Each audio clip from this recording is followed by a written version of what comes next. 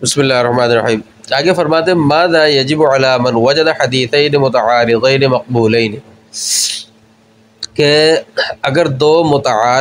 متضاد مقبول حدیثیں اگر پائی جائیں تو اس پہ پھر کیا واجب ہے کہ کیا کیا جائے۔ فرماتے ہیں علیہ ان یتبع المراحل الآتیہ، فرمایا کہ آنے والے جو مراحل ہیں جو آ رہے ہیں ان مراحل کی اتباع کی جائے، آنے والے جو مرحلے بیان کر رہے ہیں ان کی اتباع کی جائے، ان کی اتباع لازم ہے۔ فرماتے ہیں نمبر 1 اذا امکن الجمع بینہما تعین الجمع ووجب العمل بہما، اگر ان دونوں احادیث میں تطبیق ممکن ہو تو تطبیق ہی متعین ہے اور دونوں پر عمل واجب ہے۔ اگر دونوں احادیث میں تطبیق ممکن ہو تو تطبیق متعین ہے اور دونوں پر عمل واجب ہے۔ دوسرا اذا لم يمكن الجمع بوجہ من الوجوہ، فرماتے ہیں اور اگر ان وجوہات جو وجوہات آگے آ رہی ہیں ان وجوہات کی بنا پر اگر تطبیق ممکن نہ ہو، کیا وجوہات ہیں؟ فإن علم أحدهما ناسخا قدمناه وعملنا به وتركنا المنسوخ، پھر اگر ان میں سے ایک کا ناسخ ہونا معلوم ہو جائے تو اس کو مقدم کریں گے اور اس پر عمل کریں گے جو ناسخ ہے یعنی نسخ کرنے والی ہے، اور منسوخ کو چھوڑ دیں گے۔ وَإِن لَّمْ يُعْلَمْ ذَلِكَ رَجَّحْنَا أَحَدَهُمَا عَلَى الْآخَرِ، اور اگر یہ معلوم نہ ہو کہ یہ ناسخ ہے تو اس صورت میں ایک کو دونوں میں سے کسی ایک کو دوسری حدیث پر ترجیح دیں گے، بوجوہ من وجوہ الترجیح التي تبلغ 50 وجہا او اکثر ثم عملنا بالراجح، پھر ہم ایک کو دوسرے پر ترجیح دیں گے ان وجوہ ترجیح میں سے کسی ایک وجہ کے ساتھ جو 50 یا اس سے زیادہ ہے، وہ وجوہ ترجیح جو 50 یا اس سے زیادہ ہے ان وجوہ ترجیح میں سے کسی ایک وجہ کے ساتھ ان میں سے کسی ایک کو ترجیح دیں گے، ثم عملنا بالراجح، اور پھر ہم جو راجح ہے اس پر عمل کریں گے۔ تیسری وجہ وَإِن لَّمْ يَتَرَجَّحْ أَحَدُهُمَا عَلَى الْآخَرِ وَهُوَ نَادِرٌ توقفنا عن العمل بہما حتی یظہر لنا مرجح، تیسری بات کہ اور اگر ان میں سے ایک کو دوسرے پر ترجیح ایک دوسرے پر راجح نہ ہو سکے، اگر ان میں سے ایک دوسرے پر راجح نہ ہو سکے اور یہ نادر ہے، یعنی ایسا بہت شاذ و نادر ہوتا ہے کہ یعنی اکثر ایسا نہیں ہوتا کہ ایک حدیث دوسرے پر راجح نہ ہو سکے، شاذ و نادر ہوتا ہے۔ تو کہتے ہیں اگر ایسا ہو ایک دوسرے پر راجح نہ ہو سکے اور یہ شاذ و نادر ہوتا ہے تو ہم ان دونوں پر عمل کرنے میں توقف کریں گے، یعنی دونوں ہی حدیثوں میں عمل کرنے میں توقف کریں گے یہاں تک کہ مرجح ظاہر ہو جائے، یظہر لنا مرجح، کہ مرجح ظاہر ہو جائے، یعنی ترجیح دینے والی کوئی وجہ کچھ ظاہر ہو جائے، اس وقت تک ہم دونوں پر ہی عمل کو موقوف رکھیں گے۔ اب اہمیتہ ومن یکمل لہ، اس کی اہمیت اور اس میں سے کون کامل ہے، اس کی اہمیت کیا ہے اور اس میں سے کون کامل ہے۔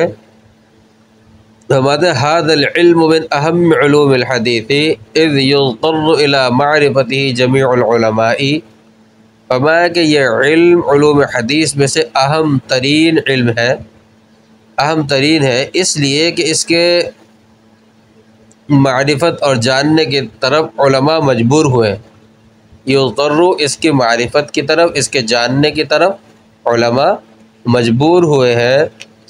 وَإِنَّمَا يَكْمُلُ لَهُ وَيَمْهَرُ فِيهِ الْأَئِمَّةُ الْجَامِعُونَ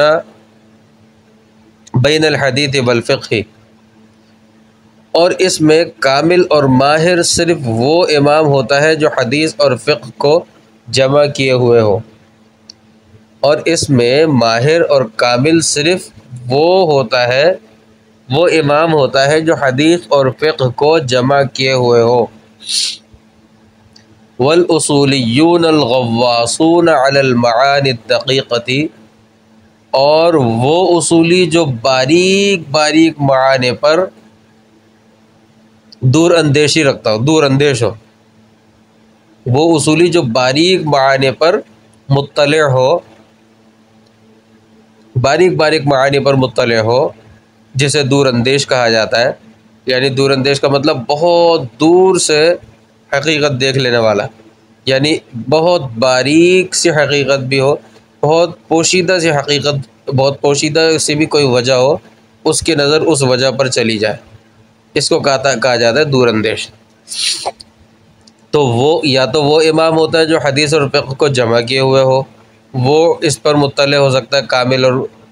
اور یا وہ اصولی جو باریک باریک معانی پر دور اندیش ہو۔ وَهَؤُلَاءِ هُمُ الَّذِينَ لَا يَشْكُلُ عَلَيْهِمْ مِنْهُ إِلَّا النَّادِرُ، اور یہ وہ لوگ ہیں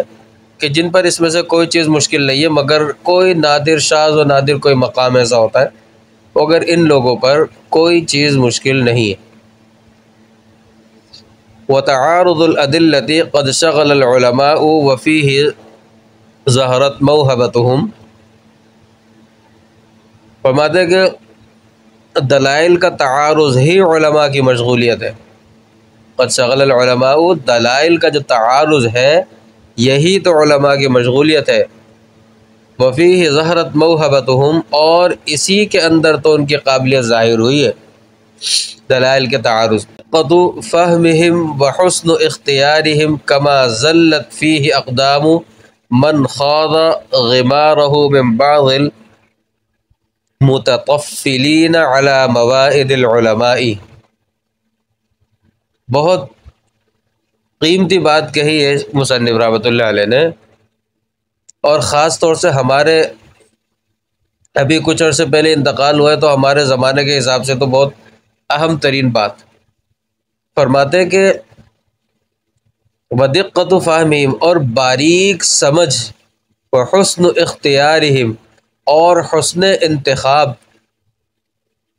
یعنی علماء کی مشغولیت دلائل کا تعارض ہی تو ہے، کہ علماء کی مشغولیت یہ دلائل کا تعارض ہے کہ کس کو ترجیح ہو، کون سی راجح ہے، کون سی ناسخ ہے، کون سی منسوخ ہے، کون سی وجہ پائی جا رہی ہے، پہلی، دوسری، تیسری، یہی تو ان کی مشغولیت ہے۔ اسی میں ان کی قابلیت بھی ظاہر ہوئی، باریک اور سمجھ وہ بھی ظاہر ہوئی، حسن انتخاب بھی اسی میں ظاہر ہوا۔ فرماتے ہیں جیسا کہ اس میں پھسلے ہیں ان کے قدم جو اس کی گہرائیوں میں اترے، جو اس کی گہرائیوں میں اترے ہیں ان کے قدم پھسلے ہیں بعض وہ طفل مکتب جنہوں نے علماء کے مواد کی تقلید کی ہے، یعنی علماء کے مواد کی تقلید کی ہے مگر وہ تھے طفل مکتب، وہ ماہر نہیں تھے، طفل مکتب تھے، یعنی طفل کہتے ہیں بچے کو، یعنی اس فن میں وہ بچے تھے، اور اس فن میں بچے ہونے کی وجہ سے علماء کا جو مواد تھا اس کی تقلید کی انہوں نے، اور اس گہرائی میں اترے اور پھسل گئے، گہرائی میں اترے مگر تھے وہ طفل مکتب، اس فن میں تھے وہ بچے، پھسل گئے۔ اشہر المصنفات، اس مصنفات بھی، اس میں مشہور تصانیف کون کون سی ہے؟ فرماتے ہیں اختلاف الحدیث للامام الشافعی وهو اول من تکلم وصنف فیہ، فرماتے ہیں سب سے پہلی اختلاف الحدیث کے نام سے حضرت امام شافعی رحمۃ اللہ علیہ کی کتاب ہے، اور سب سے پہلے اس بارے میں انہوں نے ہی کلام کیا اور کتاب تصنیف کی۔ تأویل مختلف الحدیث لابن قتیبہ الدینوریہ،